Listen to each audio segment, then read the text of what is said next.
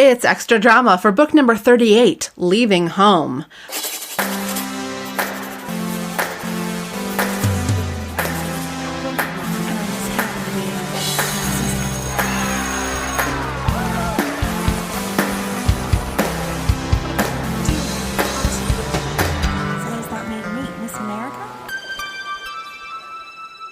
I am your host, Marissa Flaxbart, and with me again is Nora Hannah. Really again this time. Not like last time where I said again, but I didn't mean that you were here again.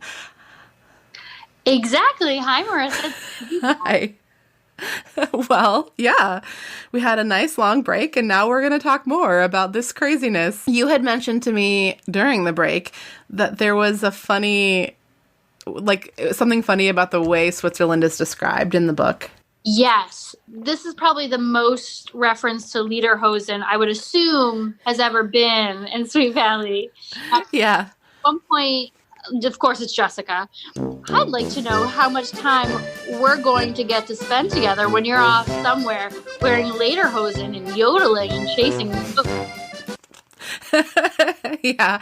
And there's actually another part later on where Jessica's on the phone with Steven trying to convince him to come back and, well, she doesn't really have to convince him, but basically telling him that he needs to get back here so they can stop Elizabeth. She says, "Who knows what could happen to her over there? The whole thing sounds creepy to me. We'd never get to see her, and she'd probably get completely ruined by all those snobs in boarding school. I bet she'll come home speaking German or something, or smoking those gross little cigarettes like they do in old movies, and dragging us all to things like the opera or something." Which Stephen counters, "God forbid, Jessica, you're the only person I know who makes culture sound like a fatal disease." Oh, I love that line. I loved it. I thought that maybe Stephen would come around, you know? Yeah. But yeah, Steven's take on this is so strange. Like, he's like, Mom and Dad, at first he's like, Mom and Dad will never let her go, you guys. Like, remember when I was going to go on that cruise ship? They didn't let me do that. He was going to drop out of college to go work on a cruise ship in the Orient or whatever, the Far East is what they said. Yeah, some terrible term that we shouldn't probably use. And yeah, so I almost wonder if Stephen isn't a little bent out of shape. Like, part of the reason he doesn't want Liz to go on this trip is because he wasn't allowed to go, or he was talked out of his cruise thing. Because he was allowed to go. He was just talked out of it. Yeah. And I always get real sketched out by Steven since he's like dating a high schooler. So yeah, but he is only 19, so it could be worse. Sure. But he is highly immature. Oh, yeah, no, Kara's probably more mature than Steven, but at this point, yeah, she's really changed since her parents split up. So I'm wondering, we heard in the main episode about a listener named Catherine who had an experience of like going to a boarding school, not in Switzerland, but I was wondering if you had any experiences with studying abroad at all, or anything that you could relate to. Yeah, so it's funny that we should talk about this because I had a volunteer at the museum I work for. Her granddaughter was sort of going back and forth. She's in college. Should she do study abroad? Should she not? And I said, if you're able to afford it, it is one of those memories for me. I studied abroad in London for a semester that I have a lot of affection for. Like, I got to see things and do things and meet people and have a context for, we had a class on like Victorian literature, and you to go to those places and kind of understand it, that if you can, you should absolutely. So I'm totally on Team Catherine for this. Yeah. Well, for international study especially, I think it's when you're young, it's so valuable to get the opportunity to sort of become a global citizen. I think you understand, even if you go to someplace, a culture, like, we're in the US, like going to a Western nation is not as different than if we were to go like to an Eastern country or to, I don't know, even to like South America or to Africa. But no matter where you go, just going to a culture that's different from your own and experiencing it, I think really is just an invaluable experience for a young person. I have not been able to travel globally in my adulthood as much as I would have liked to. But as a young person, I studied abroad my senior year of college, not high school, which is very different. But I spent a semester in Rome. It was one of the greatest times of my life.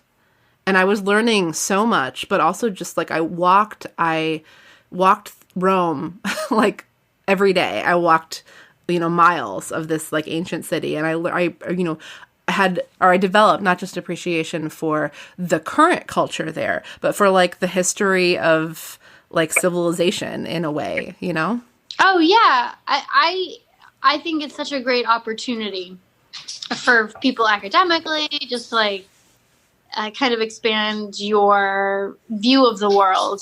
So that's why I was almost like so infuriated with Elizabeth that she didn't, that in the end decided not to. Yeah.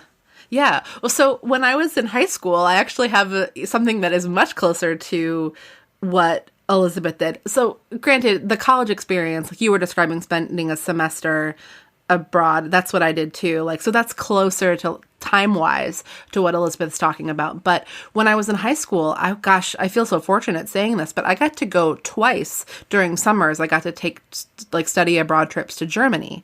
The first time I went I was younger than Elizabeth. It was between my sophomore and junior year. And that was like a 10-day trip. And I went with other kids who I didn't know very well from my high school. And that was interesting. But also I spent a lot of time alone on those trips, just kind of exploring. And that was amazing. And I got to work on my German.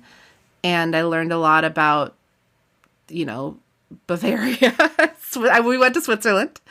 And then after the next summer, I actually did this whole kind of like exchange thing where some German students came to America for like about a month or 3 weeks and stayed with us. And then a bunch of us went over to Germany and spent a month there. And the exchange student who I was staying with, his name was Johannes. He insisted that because we spoke English when he was in America, that we were going to speak German when we were there in Germany.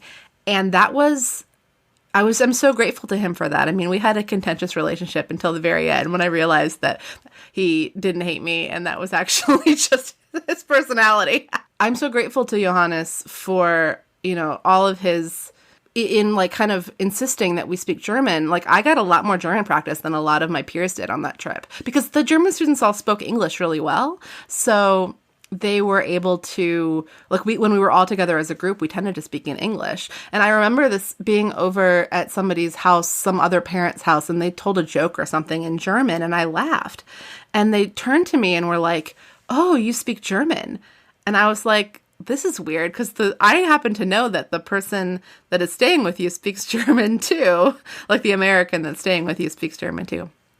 Anyway, that's my story, part of my tale. But that was really formative experience. Yeah, and I think for me, at least, I don't think I was confident enough and didn't really have a background in a foreign language where I only really felt comfortable studying in London. And I wish I had more confidence and able to, because I think being able to speak or read another language is like such a gift, Yeah. And that's something, going back to the book, Elizabeth, it's already been established in the series, I'll give the series credit, that Elizabeth speaks French pretty well. And so she's excited about the prospect of also learning German. And, in Switzerland, English, French, and German are all languages that are spoken there. So I feel like, is the French teacher's first name Nora? I feel like it is. It is, yeah. Nora Dalton. I very rarely see a character in literature with my name. So I always get excited. Well, you know who Nora Dalton's boyfriend is? Mr. Collins. Yeah. So I don't know. Are they together right now? I'm honestly not sure if they're together right now. We haven't heard about Miss Dalton in a long time. And whenever Mr. Collins is brought up, Miss Dalton is not usually talked about. But if I were them, I would not be trying to make my relationship public at Sweet Valley High. Right. No, the rumor mill goes hard, especially, I think even some of the teachers have been talked about. So, yeah. Elizabeth made a terrible mistake. She should have left. Then the series would have to be over, I guess. Although, Regina went to Switzerland for a while and she came back and the series continued. It's interesting that she becomes sort of a pivotal character, like the catalyst for Elizabeth, but we never actually see her, talk to her at any point in this book. Yeah, she's not in this book. That's such a good point. They mention her in passing that she's going to pick Elizabeth up and take her to school at one point. But yeah, she doesn't get a line of dialogue in this book. Yeah, we need to treasure every moment with Regina right now. No!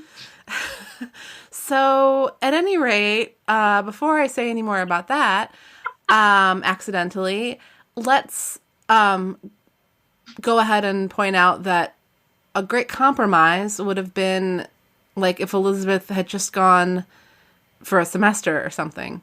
And then, I don't know, that still would have... Oh, but you know what? I said this in the first episode. She could have just gone. She could have accepted it, and it wouldn't have mattered. It wouldn't have been the end of the series, because it wouldn't have mattered until senior year. Which they never get to, correct? Oh, I mean, there's a series. I think there's Sweet Valley High Senior Year as a series at some point in the future, but not until, the 90s. Mm. Mm-hmm. And they always have those, rando travel books, right? The extra... So they've, done a couple of those, and then called it a day. Okay, Sweet Valley High Senior Year is part of the Sweet Valley High franchise, and the last spin-off series to be published. That's what Wikipedia says, but that's not true because what Wikipedia says about Sweet Valley Senior Year is not true. But it is a late spin-off series, and yeah. I was hoping to find out when it was published, but this says 1983, which is false. That's when Sweet Valley High, the series, was published, but not Sweet Valley Senior Year. So, Gladiators, if you have some facts about Sweet Valley Senior Year, you might want to go onto Wikipedia and make some edits. Nora, thank you so much for doing this and reading this book with me. And thanks for listening to Sweet Valley Diaries. I really appreciate it. Makes my commute so much better. Oh, that's great. Well, I'm trying to promote among people that know me because Gladiators... Very few of you know me personally. My listenership, strangely enough, comes mostly from people that I have not met and not from any of the many people that I do know in real life. But I've been trying to push a new advertising angle to the demo of people Marissa actually knows. That's listen to Sweet Valley Diaries. It's kind of like hanging out with Marissa. Yeah. Do you want to do that? Sounds good.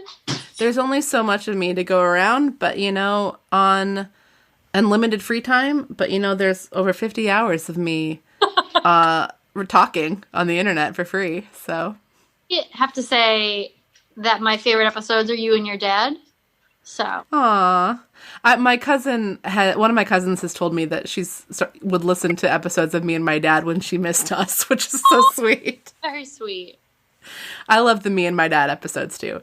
He is so good to even ever read any of these stupid books. I think the first time he was on, he said it was the only romantic, the only teen romance he'd ever read in his life. And now he's read 2. That's love, man. That's love. Yeah, and one of them was a super edition, so it was extra long, and I made him read it over Christmas. Yay! Thanks, Dad. All right, and thank you, Nora, and thank you, Gladiators, for listening. Send me an email, sweetvalleydiaries@me.com, if you have an opinion about studying abroad or about, I don't know, when Sweet Valley Senior Year came out. I don't know. Just tell me anything. And tell a friend about Sweet Valley Diaries. And have fun virtually hanging out with me and my friends.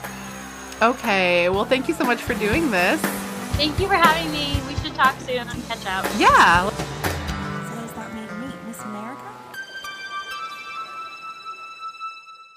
Slowly over the course of this show, it's I start my gossip or my conversation or joking gossip about the characters has started to turn into just I'm talking about real people. I'm gossiping about oh my gosh, Kara's so different now since she and her brother were separated. Anyway, she is different though.